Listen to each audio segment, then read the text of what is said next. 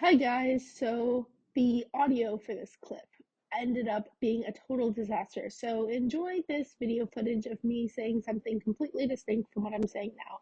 But basically, the trend I was saying was what eating disorders really do for you is they allow you to scrap all rules. So all the things that society tells us to do, it really frees you up to completely reject that because like at this point what do you have to lose, right? You can always fall back on this.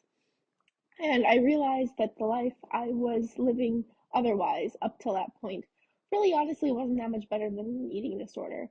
And I think a lot of us in our generation can see this with the way technology is, the way the jobs are going. It's kind of a nightmare.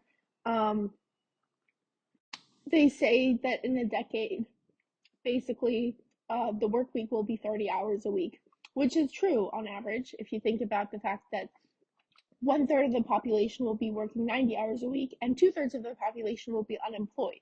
If you understand how sort of game theory works in this sort of competitive market where employers can push employees to the absolute maximum because they know that there's someone desperate to take the place of anyone who, would dare object to these standards.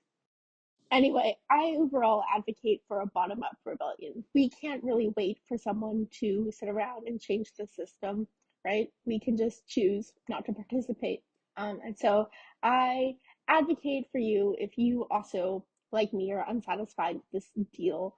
Um, Simply work for someone that you find um, valuable or enjoyable. It can be minimum wage. It doesn't have to be like a nice, fancy, polished career that affords you a luxurious lifestyle. I mean, again, you always have the eating disorder to fall back on.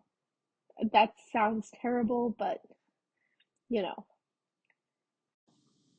consider recovering into a life that you actually want to live. Okay, well, that's all for today. Take care, guys.